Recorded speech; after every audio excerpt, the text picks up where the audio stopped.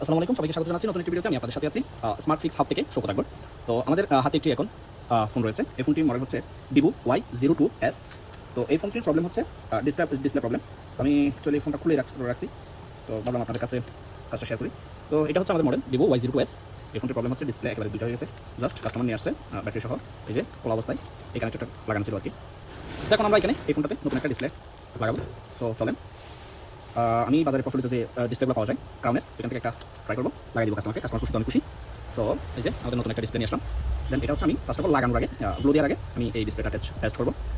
ডিসপ্লেটা ফ্রেমে বসালাম, দেন রাইবনের সাথে মাদারবোর্ডের কানেক্টরের সাথে অ্যাটাচ করলাম। এবার হচ্ছে ব্যাটারিটা কানেক্ট করে আমাদের ডিসপ্লেটা টেস্ট করতে হবে। সো ব্যাটারি কানেক্টর লাগাইলাম, দেন হচ্ছে একটু চাপ দিয়ে পাওয়ার বাটনটা চেপে দেবো একটু করে, ফোন অন হওয়া পর্যন্ত। দেখতে পাচ্ছেন আমাদের ভিভো যে লোগোটা আসতেছে, অর্থাৎ আমাদের ফোনটা অন হচ্ছে। তো আমাদের ফোন অন হওয়া পর্যন্ত আমরা অপেক্ষা করবো। তো আপনারা দেখতে থাকবেন আর কি। দেখতে পাচ্ছেন আমাদের ফোনটা অন হচ্ছে একটু করে ওয়েট করবো ফোনটা অন হওয়া পর্যন্ত।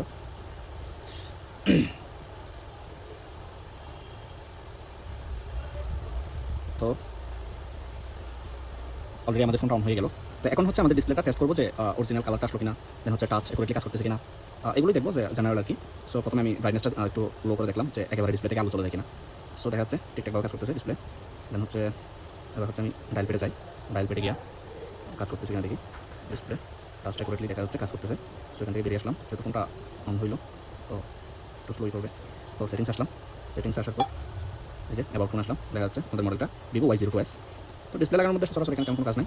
জাস্ট ফ্রেমটা আমি আগে থেকে যে আগের গ্লুগুলো ছিল ওগুলো রিমুভ করে ফেলছি, ক্লিয়ার করে রাখছি। এবার হচ্ছে ফোনটা অফ করবো, দেন হচ্ছে অফ করার পর আমি ফোনটা অফ করে ব্যাটারি কানেক্টরটা ডিসকানেক্ট করে দিব। ডিসকানেক্ট করে দিয়ে একেবারে আলাদা করে দেবো ব্যাটারিটা। দেন হচ্ছে ডিসপ্লেটা খুলে নিব। খুলে নেওয়ার পর আমাদের এইখানে ডিসপ্লেটা একটু কাজ আছে। অনেকে দেখলাম যে এই কাজগুলো না করে এই ডিসপ্লেটা কাজ করে দেয়।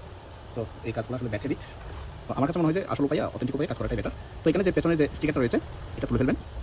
এই যে তুলে ফেলার পর এই রাইবনের নিচে একটা এখানে স্টিকার রয়েছে, যেটা নিচে গ্লো থাকে, যেটার সাথে সচরাচর গ্রাউন্ডও থাকে। তো এইটা আমরা নিয়ে ফেলে দেন হচ্ছে ডিসপ্লেটা সুন্দর মতো বসাই দিলাম। দেখতে পাচ্ছেন এই যে এখানে গ্লো রয়েছে, ওকে রাইবনের পেছনে গ্লো রয়েছে, এটা দিয়ে দিব। আর এখানে দেখা যাচ্ছে আমি একটা সাদা ট্যাপ দিয়ে দিই, ওই যে মেডিকেল ট্যাপ যেগুলো রয়েছে ওইখান থেকে একটু করে মেডিকেল ট্যাপ দিয়ে তারপর আমরা আমাদের ডিসপ্লেটা প্রিপেয়ার হয়ে যাবে, আমরা ডিসপ্লেটা লাগাই ফেলতে পারবো। সো আমরা একটু করে নিলাম, এখান থেকে নিয়ে দেন হচ্ছে এই লাইনগুলোর উপরে যেখানে দেখা যাচ্ছে আপনার কিছু ক্যাপাসিটর এবং ডিসপ্লের লাইট সেকশন রয়েছে, জয়েন্ট রয়েছে, এর উপর দিয়ে দিব। একটু করে নিব, এরপর এই যে সুন্দর মতো দিয়ে দিলাম। দেখতে পাচ্ছেন দিয়ে দিলাম। এবার হচ্ছে আমাদের গ্লো দিয়ে ডিসপ্লেটা অ্যাটাচ করে দেওয়া পালা। সো এটা হচ্ছে আমরা ব্ল্যাক গ্লো দিয়ে কাজ করবো, ব্ল্যাক ওকে। এই যে মেকানিক T7000 গ্লোর মডেল। সো গ্লো দিয়ে দিব চারপাশে। এখানে গ্লো দেওয়ার সময় একটা জিনিস খেয়াল করবেন যে সেন্সর যেটা রয়েছে উপরে, ওই সেন্সরের উপরে যাতে কোনোভাবে গ্লো না পড়ে। ওই সেন্সরের উপর গ্লো করলে কি হবে, কল আসলে দেখা যাবে আপনার ডিসপ্লেটা অন্ধকার হয়ে গেছে, বা কল দেওয়ার সময় দেখবেন যে ডিসপ্লেটা অন্ধকার হয়ে গেছে।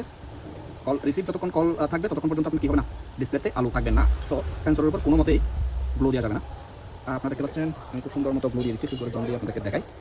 সো আমি চারপাশে খুব সুন্দর মতো, বেশি দেওয়া যাবে না কিন্তু, বেশি দিলে অতিরিক্ত হইলে এগুলো আবার বাইরে থেকে দেখা যায়। সো ওকে, চারপাশে গ্লো দেওয়া শেষ। আমরা 2 মিনিট ওয়েট করবো, দেন হচ্ছে ডিসপ্লেটা অ্যাটাচ করে দিব। ওকে, এখানে কাস্টমারের যে উপরের যে নেটটা ছিল ওইটাও নাই, যার কারণে ক্যামেরাগুলো একটু দুলাই পড়ে গেছে। আমি ক্যামেরার চারপাশটা একটু ক্লিন করে দিচ্ছি, যে ধুলাবালিগুলো ছিল এগুলো। সো আমরা এবার ডিসপ্লেটা অ্যাটাচ করে দিব। দেখতে পাচ্ছেন গ্লোগুলো একটু করে শুকিয়ে আসতেছে, দেন হচ্ছে আমরা অ্যাটাচ করে দিব। অ্যাটাচ করে দেওয়ার জন্য আপনি নিচের পাশ যেটা আছে এটা আগে লাগাবেন। ওকে, আমি নিচের পাশটা আগে লাগাইলাম, যেহেতু এই পাশে রেবন রয়েছে। ওকে, ডিসপ্লেটা অ্যাটাচ করলাম, চারপাশে অ্যাটাচ করে দিব। দেখতে পাচ্ছেন ওকে, বসাইলাম। দেন হচ্ছে ব্যাটারি কানেক্টরটা দিব।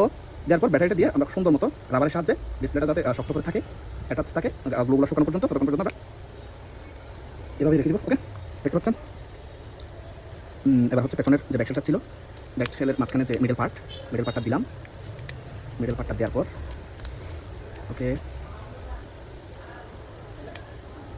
একটু ডিসপ্লেটা লাগানোর অবস্থায় একটু সাবধানতার সহিত, ওকে, বেশি চাপ দেওয়া যাবে না, জোর জবরদস্তি করলে ডিসপ্লেগুলো নষ্ট হয়ে যায়। ওকে, দেখতে পাচ্ছেন খুব সুন্দর মতো চারপাশটা আমরা আটকে দিলাম। এবার হচ্ছে এই গ্লোগুলো আমার ক্লিন করা হয় নাই। সো এগুলো ক্লিন করে জাস্ট করে দিব, রাবার দিয়া চারপাশটা আটকে দিব। ওকে, এই গ্লোগুলো ক্লিন না করলে কি হয়, আপনার যে নতুন করে যে দিবেন ওগুলো ভালো করে আটকাবে না। কাস্টমার 2-3 দিন চালানোর পর দেখা যাবে ফোন গরম হইলে অথবা ওয়েদার একটু হট থাকলে যে পেছনের ব্যাকশেলটা কী হয়ে যাচ্ছে, উঠে যাচ্ছে, এরকম একটা অবস্থা হবে। তো এটা যেহেতু না হয়, আমাদের প্রপার ওয়েতে কাজ করতে হবে। আপনারা দেখতে পাচ্ছেন আমি খুব সুন্দর করে আমাদের মোটরের সাহায্যে গ্লোগুলো রিমুভ করতেছি। দেখেন একদম ক্লিন। ওকে, নিচের পাড়ে কিছু ছিল এগুলো ক্লিন করবো। দেন হচ্ছে এই পাশে রাইট সাইডে আপনার কাজ যত ভালো এবং কী বলে পরিষ্কার পরিচ্ছন্ন হবে ততই আপনার রেটিংটা আপনাকে দিতে হবে না, কাস্টমার দিয়ে দিবে আপনাকে। ওকে, আমি সবসময় ট্রাই করি একটু সময় বেশি লাগলেও যে প্রপার ওয়েতে কাজ করার জন্য, যেহেতু সুনাম কখনো টাকা দিয়ে কেনা যায় না, সুনাম আপনার অর্জন করতে হবে কী দিয়ে, কাজের মাধ্যমে। ওকে, সো ভালো করে আমাদের গ্লুগুলো রিমুভ করতে হবে।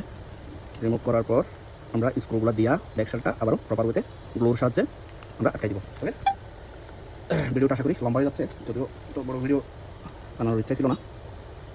এই যে গ্লুগুলো একটু ক্লিন করে রাখি না আগে, এর জন্য সময়টা একটু বেশি লাগতেছে।